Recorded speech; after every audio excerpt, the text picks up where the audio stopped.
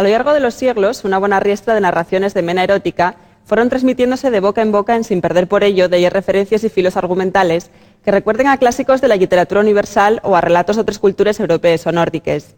Encertados na tradición oral asturiana, algunos de estos cuentos fueron recollidos por el estudioso Alberto Álvarez Peña, que los publica con picurriello col título de Cuentos colloraos de la tradición oral asturiana.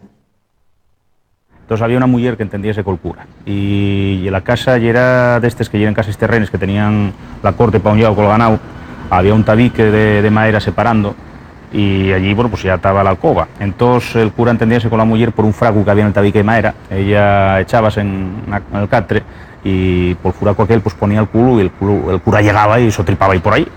Entonces de repente Joan, el marido, un día dio en un chocay aquello y dice: ah, Maruxa, ¿tú por qué siempre poneste ahí y mangas el culo ahí contra el tabique? ¿Qué es lo que pasa?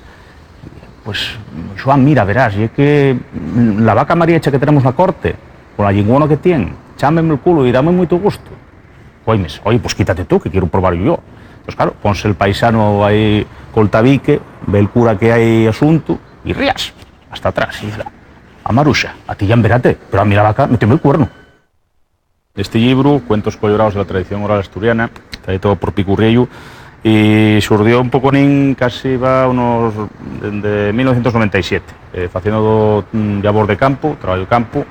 Pues yo buscaba temas de mitología, cuentos, medicina tradicional, preguntas por gaiteros, a los paisanos y tal, músicos, y siempre se acaba saliendo pues un cuento de estos, un cuento collorao, como suelen llamarlos, pues cuentos berriondos, cuentos rubios, por la parte del occidente, o cuentos gochonos. Entonces, bueno, pues yo mismamente, pues alguna vez con el editor, xintando, pues contaba ahí algún cuento de esos que me parecían simpáticos, y a él chocaba, llamaba ahí la atención. Así que surgió un poco de la propuesta de decir: oye, mira a ver cuántos tienes. Y si eso, pues paquetámoslos y sacámoslos todos en un libro. Y en total son 52, 57 cuentos colorados, tan de sitios extremados, lo mismo de Parres que de Santiso de Abres, que tal. Está recogido el paisano que lo cuenta, o la paisana, la edad, el pueblo y el concello.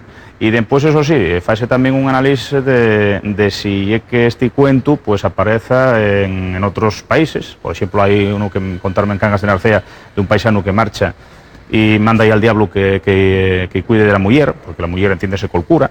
Entonces, curiosamente, este cuento, aparte de contarlo en Cangas de Narcea, y supongo de algún otro sitio más de Asturias, aparece también contado en Saxonia. Allí no hay el diablo, y un duende, un personaje de allí localizado, que llaman Judiquen, va con un capuchón y tal. Hay otro, por ejemplo, que cuenten del paisano y el diablo que deciden semar una tierra y, bueno, acaba engañado el diablo por el paisano. Primero semen nabos, después semen trigo y, bueno, al final llega la mujer la que resuelve así un poquitín en plan colorado, en plan gochonzono el asunto. Pues ese cuento, por ejemplo, que también aparece en Ibias, aparece en Cangas. A mí apareció, pues, por ejemplo, después en Polonia con un oso, apareció en Northumbria con otro duende que llaman el Bogi allí, en fin, que daste cuenta que está ramado por más sitios este tipo de historias. Y no solamente eso, sino que también muchos de ellos pues son cuentos clásicos que pudieron aparecer pues mismamente en el de Camarón de Boccaccio. Mi padre contó a uno, pues a ver, dos mujeres que hacían la apuesta de a ver quién la armaba más gorda con el cura al marido, y precisamente ese cuento, después de paso el tiempo, pues me cuenta que estaba en el de Camerón. Mi padre no llegó nunca al de Camerón. ¿Eso a qué nos lleva? Bueno, pues que muchos de los autores clásicos o medievales lo que hacían no era inventarse los cuentos, sino que lo que oían, transcribíanlo, y bueno, pues por eso ahora topamos, pues eso, historias que pueden tener tranquilamente pues 500 años, 600 años de antigüedad o más.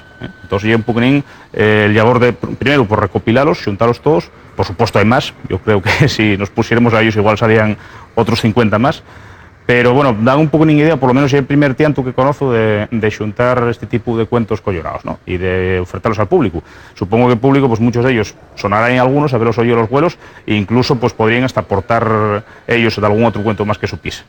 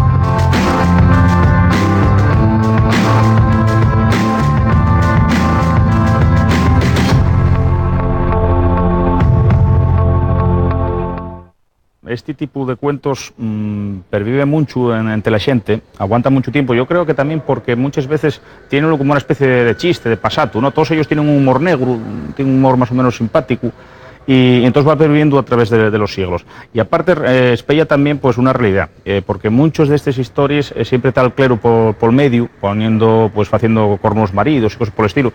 Hay todo un cancionero, todo un repertorio sobre este tipo de temas, y espéllase también pues no solamente en la Edad Media, sino que mesmamente pues en el siglo XVIII Tomás Reluz queixábase de la cantidad de fíos de cura que había precisamente aquí en Asturias. Y además, yo acuerdo que en Ballina Oscura, que queda cerquina del convento Valde Dios, decíase que los frailes que tenían derecho pernada, y que precisamente, bueno, pues una forma de cuando discutían dos mujeres de escarnear una mujer a otra, acababan diciendo, tú calla, que no quiso ni acostarse contigo el cura, ¿no? O sea, que hay una frase fecha que pervive todavía la zona Cabranes, la zona de Ballina Oscura, que vivía y tal, pero que espella un poco en aquella realidad, ¿no? Entonces, en casi todos estos cuentos siempre hay un cura por medio. Y es curioso también cuando alguno de estos cuentos colorados o cuentos rubios recogió Laurelio Llano en 1921, pero él un poquitín más moralista, siempre dice un vecino, nunca dice el cura, entendiese con la mujer de Xuan o cosas por el estilo. Por supuesto, critíquense también pues matrimonios así convenidos, con meirazos muy ricos pero muy tontonos y mujeres muy espabilaes.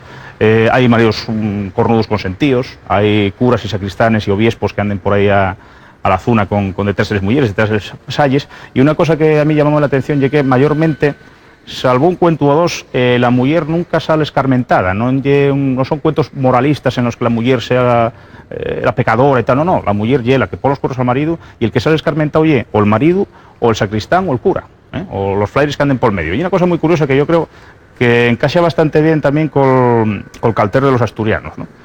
Porque probablemente, aunque ya digo, son cuentos universales que hay en muchos sitios, y es más fácil que te lo cuente una paisana o un paisano en Asturias, este tipo de cuentos, que no en la Castilla profunda, ¿no? Castilla profunda parece que son más retraídos para esas cosas, son más reservados, no tan bien vistos este tipo de historias.